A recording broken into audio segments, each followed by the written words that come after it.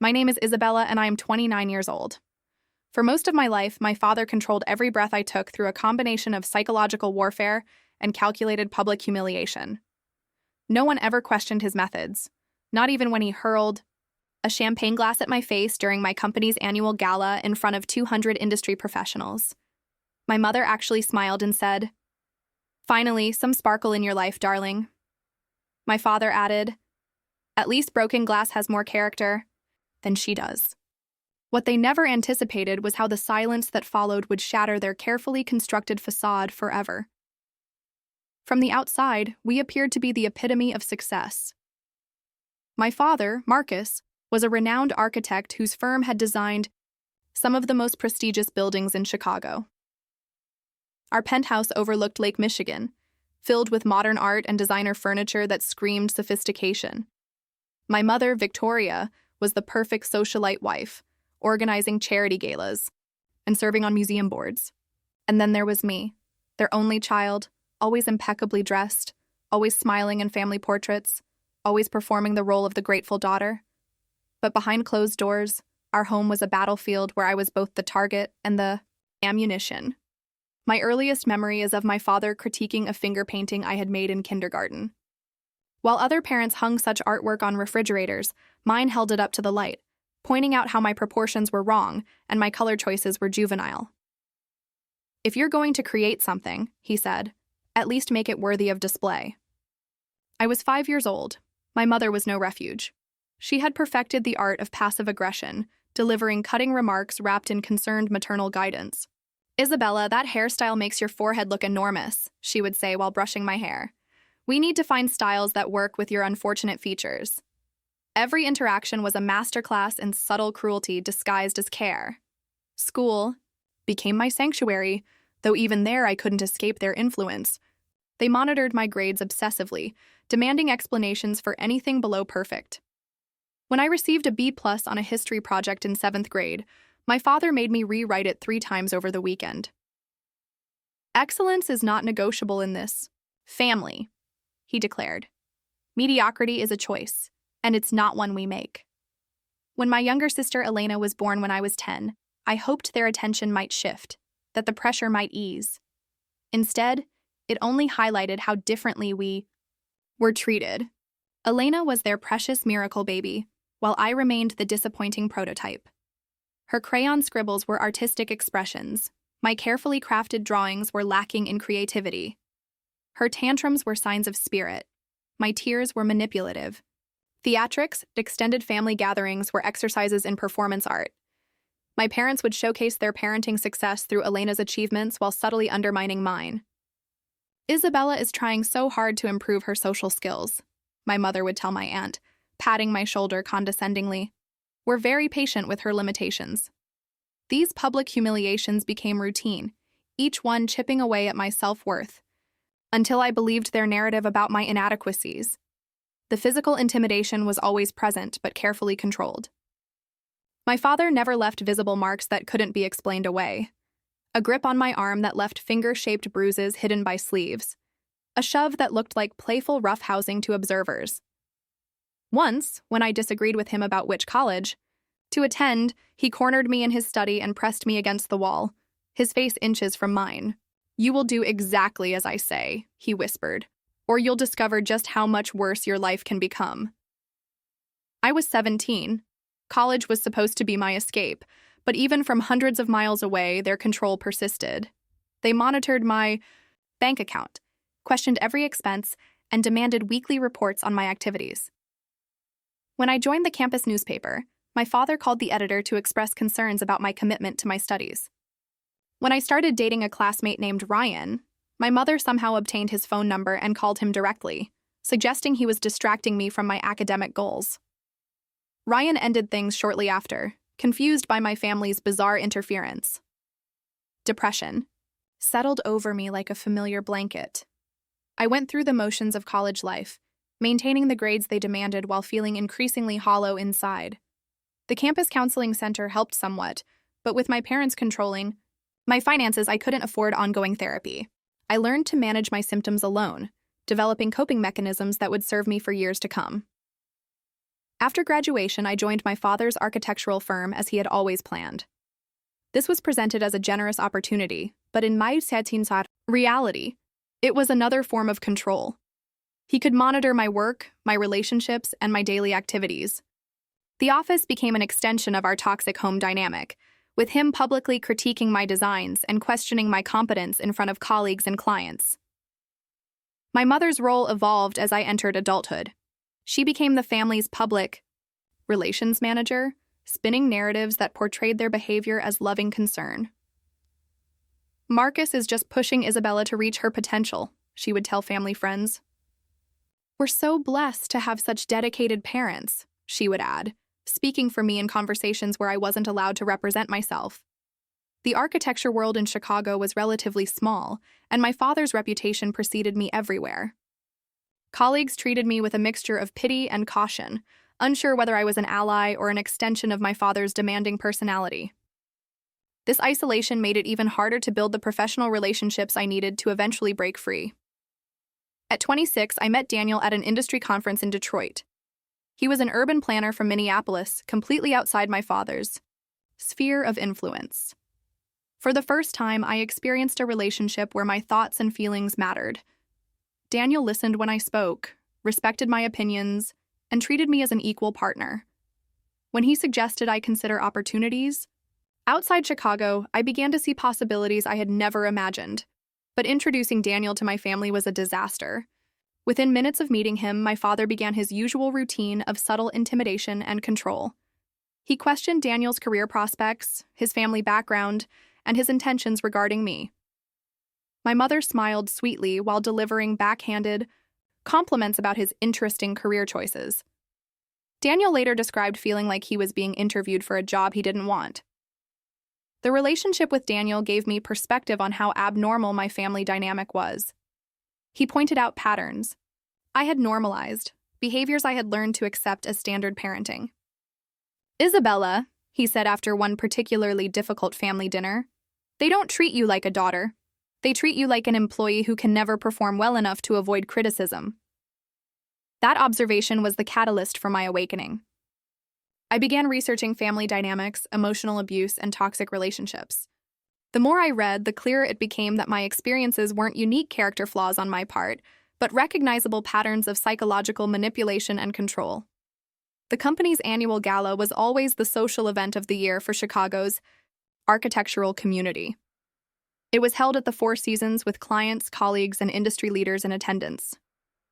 This year marked the firm's 20th anniversary, and my father had planned an elaborate celebration showcasing our most prestigious projects. I had been working for months on a presentation about sustainable design initiatives, research I had conducted independently that could position our firm as an industry leader in environmental responsibility. The project represented everything I hoped to contribute professionally, combining my technical skills with my passion for responsible development. The evening began typically enough. My parents held court among the city's elite, playing their roles as the successful power couple. I wore a midnight blue gown my mother had selected, jewelry she had chosen, and the smile they expected. For 2 hours, I networked professionally, discussed projects with clients, and maintained the facade of the happy family member. When the time came for speeches, my father took the stage to thunderous applause. He spoke eloquently about the firm's history, our commitment to excellence, and his vision for the future. Then he invited me to join him on stage to present my sustainability research. This should have been my moment to shine, my opportunity to establish myself as a valuable contributor to the firm's success. I presented my findings with confidence, discussing how sustainable practices could reduce costs while improving our environmental impact. The audience was engaged, asking thoughtful questions about implementation and timelines. Several potential clients approached afterward expressing interest in incorporating these practices into their projects. But as I concluded my presentation and raised my champagne glass to toast the firm's future, I made a critical error. Emboldened by the positive response and feeling confident for perhaps the first time in my professional life, I added an unscripted comment about bringing fresh perspectives to traditional practices. The words had barely left my mouth when I saw my father's expression change. In front of 200 industry professionals, his mask slipped completely. Without warning, he grabbed his own champagne glass and hurled it directly at my face. The crystal shattered against my cheekbone, champagne and blood mixing as they dripped down my face onto my evening gown. The ballroom fell silent except for the tinkle of glass hitting the marble floor. I stood frozen, one hand reflexively touching my injured cheek, staring at the man who was supposed to protect me. My mother's reaction was immediate and devastating. Instead of rushing to help me or expressing shock at the violence, she actually smiled. "Finally," she said, her voice carrying clearly through the silent ballroom. "Some sparkle in your life, darling. The glass fragments catch the light better than your personality ever has." My father, seemingly oblivious to the horrified faces surrounding us, straightened his tuxedo jacket and added coldly, "At least broken glass has more character than she does. Perhaps now she'll understand that speaking out of turn has consequences." The silence that followed was deafening. 200 of Chicago's most influential architects, developers, and city planners had witnessed their golden boy commit assault against his own daughter. The shock on their faces was immediate and unmistakable. Several people started toward the stage, including Daniel, who had flown in specifically for this event. Mrs. Patterson, the city's planning commissioner, was the first to find her voice. "Someone call 911, she said firmly. "This woman needs medical attention." Her husband, a prominent developer, was already on his phone.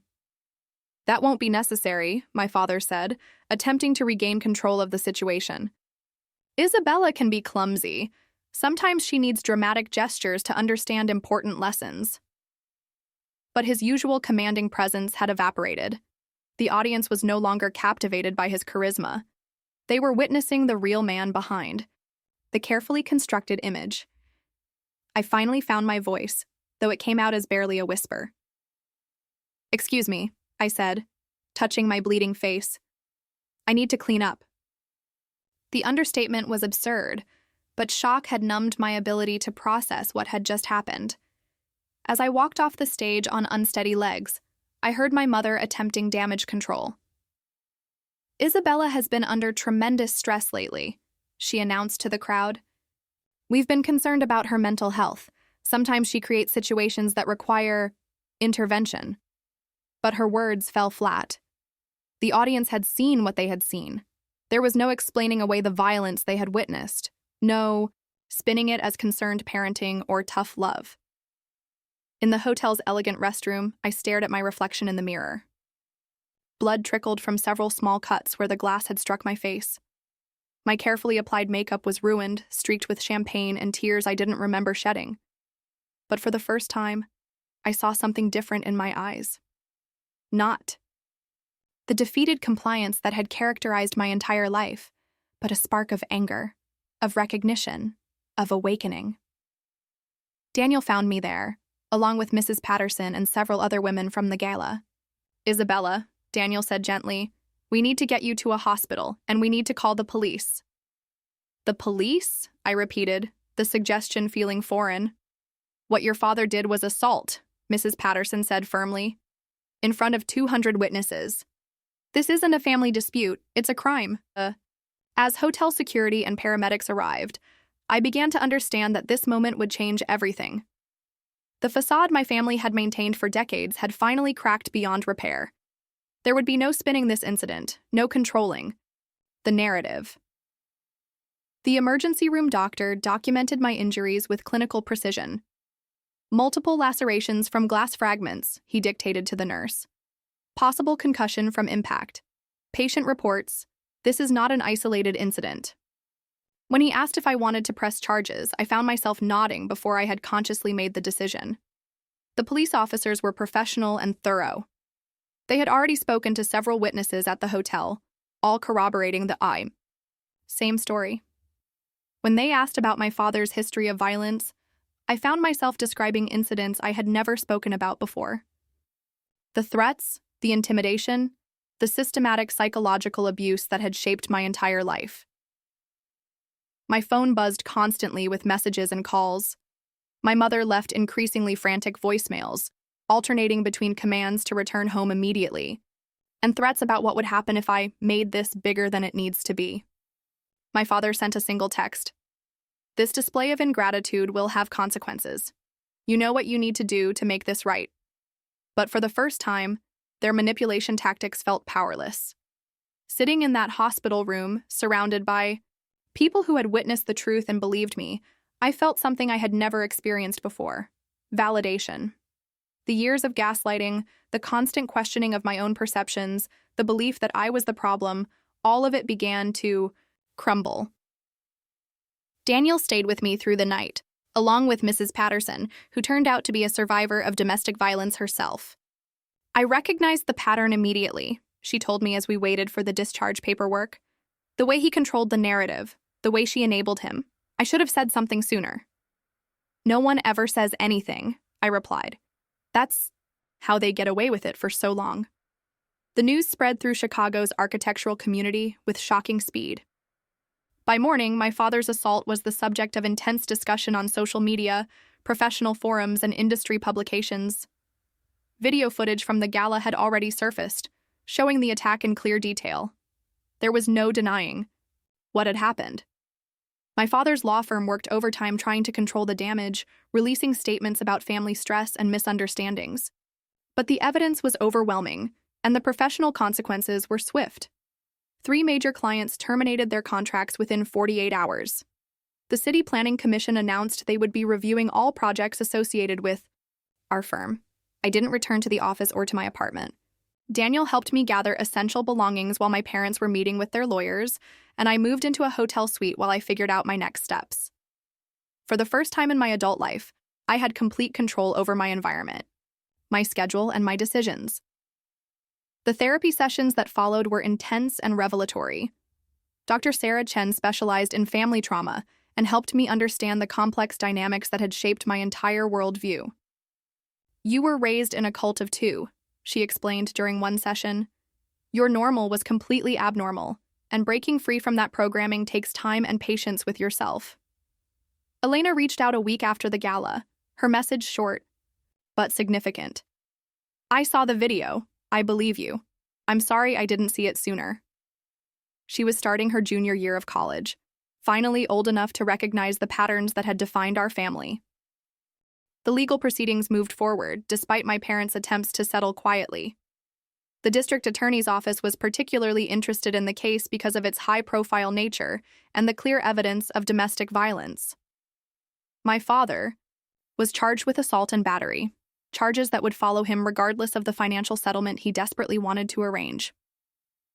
Job offers began arriving from firms across the country, architects who had witnessed my presentation, and been impressed by both my professional capabilities and my grace under literally explosive pressure. You handled that situation with more dignity than anyone should ever have to show, wrote the managing partner at a prestigious firm in Seattle. We'd be honored to have you join our team. My mother made one last attempt at manipulation, arriving at my hotel unannounced with tears and apologies. We can fix this, she pleaded. Families work through difficult times. Your father is seeking help, and we can all go to counseling together. But I had learned enough about healthy relationships to recognize the offer for what it was: another attempt to regain control. The time for family counseling was 29 years ago, I told her. Or 20 years ago. Or 10 years ago. It's too late now. Her demeanor shifted immediately when she realized her usual tactics weren't working. You'll regret this, she said, her voice cold and calculating. You think you can survive without us, but you have no idea how hard the world really is. You'll come crawling back. Maybe I will struggle, I replied. Maybe I'll fail at things. Maybe I'll make mistakes. But they'll be my struggles, my failures, my mistakes. And that's infinitely better than living your version of success.